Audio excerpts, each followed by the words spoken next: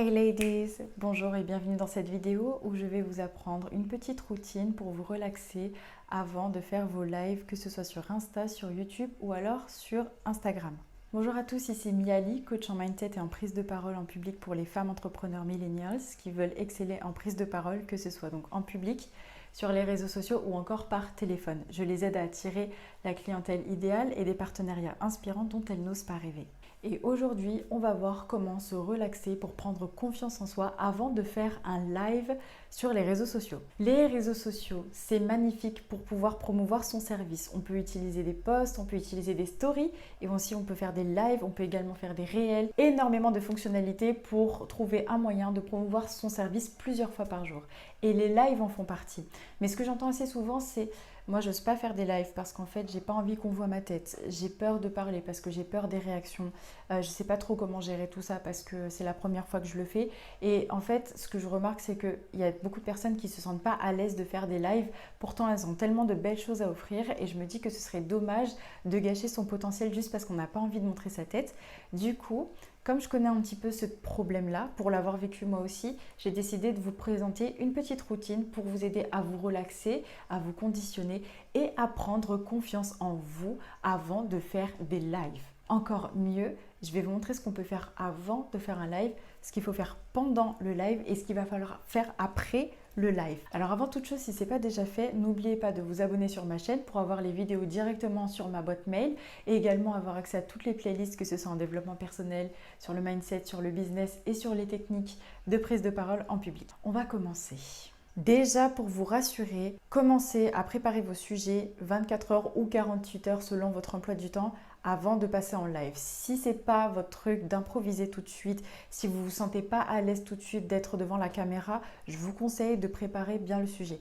Soit ça peut être tout écrit, je ne sais pas quel est votre degré de perfectionnisme, c'est quelque chose que je comprends tout à fait, mais commencez à juste mettre les idées principales sur une feuille, commencez à lire ces idées de façon à ce qu'elles soient un peu plus spontanées pour vous.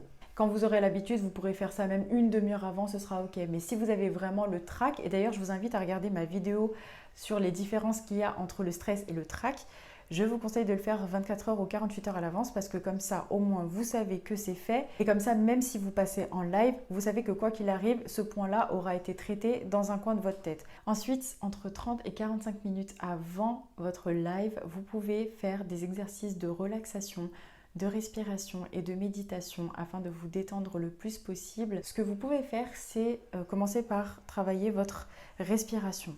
Donc n'oubliez pas de faire une respiration abdominale. Si vous le faites par rapport à la cage thoracique, vous allez étouffer, vous allez faire des petites respirations, ça va encore plus vous stresser et c'est pas du tout ce qu'on veut. Donc qu'est-ce qu'on va faire? On va partir plus en bas et on va prendre le ventre. Donc on va faire des inspirations par le ventre, on va gonfler le ventre, on va maintenir et donc on expire et on maintient. Et on fait ça plusieurs fois jusqu'à ce qu'on se sente à l'aise. Ou alors, ce que j'aime bien faire aussi, c'est peut-être faire une sieste flash de 15 à 30 minutes où je mets mon smartphone en chronomètre et après une demi-heure, normalement, je me réveille, je suis bien détendue, j'ai fait le vide au niveau de mes pensées et du coup, ça va nettement mieux parce que j'ai vraiment les idées en place. Comme j'avais préparé mes sujets avant, du coup, ce serait beaucoup plus facile en fait pour faire le live ensuite, comme vous voulez. Maintenant, on va passer à pendant le live. Pendant le live, deux solutions. Soit vous déroulez tout votre discours et ensuite vous passez aux questions, soit vous déroulez votre discours et entre-temps vous regardez les commentaires. Mais en fait, l'idée c'est quand même de rester concentré sur ce que vous avez à dire. Pourquoi je dis ça? Parce qu'en fait, ce qui se passe, c'est qu'au début du live, en fait, vous dites bonjour, vous accueillez les personnes, vous leur dites bienvenue, etc. Puis après, vous commencez à dérouler le plan et tout ce que vous avez à dire. Alors, ça dépend. Je vous conseille de ne pas trop réciter votre texte. Essayez d'être spontané le plus possible parce que c'est des choses que vous avez déjà conscientisées 48 heures ou 24 heures à l'avance. Donc laissez-vous un petit peu de spontanéité et surtout vivez le moment parce qu'en fait il y a probablement des personnes qui vont commenter en même temps et donc ça veut dire qu'ils auront de l'intérêt pour votre sujet. Donc je vous invite aussi à connecter avec eux pour pouvoir leur parler et peut-être que le live va prendre aussi une autre tournure.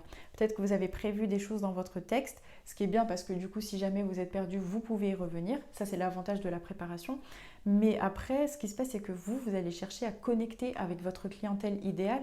Et donc, l'idée, c'est quand même de connecter directement, d'être avec eux, quoi qu'il arrive. Alors, si les commentaires vous gênent pendant que vous intervenez, chose qui peut arriver parce qu'au moment où vous parlez, il y a des personnes qui sont au courant bien après que vous êtes en train de parler et donc ils se disent bon ben voilà, qu'est-ce que cette personne a à nous dire, et cliquent dessus et vous voyez tout de suite un tel participe, un tel participe, un tel vous dit hello, etc.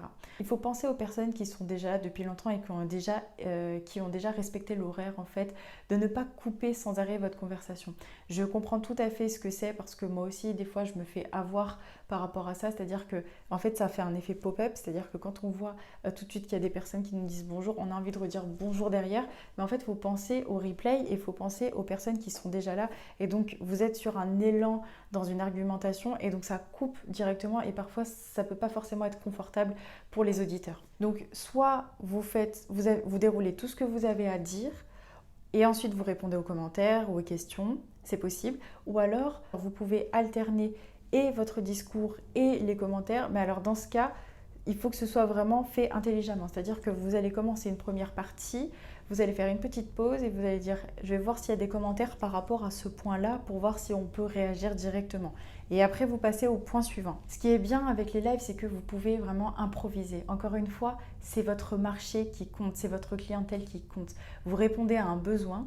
Donc, mais quand vous répondez à un besoin, les personnes sont intéressées. En tout cas, votre clientèle cible, quand elle est bien positionnée, elle est intéressée par ce que vous dites.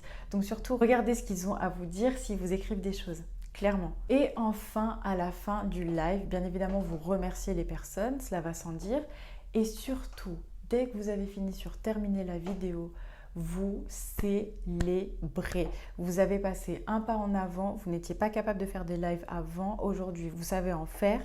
Donc surtout, célébrer, c'est un petit pas vers une victoire. Vous allez dans la direction de votre projet, vous allez dans la direction de votre business et ça, c'est hyper important de le notifier. Ce que vous faites toujours, c'est que vous célébrez, vous allez vous récompenser, mais d'abord, vous allez faire le suivi des personnes qui ont participé à votre live. Surtout, c'est hyper important d'aller voir leur message privé en disant voilà bonjour, merci d'avoir participé à mon live. Et après, vous voyez sur le long terme pour connecter avec eux et pour les transformer en clients.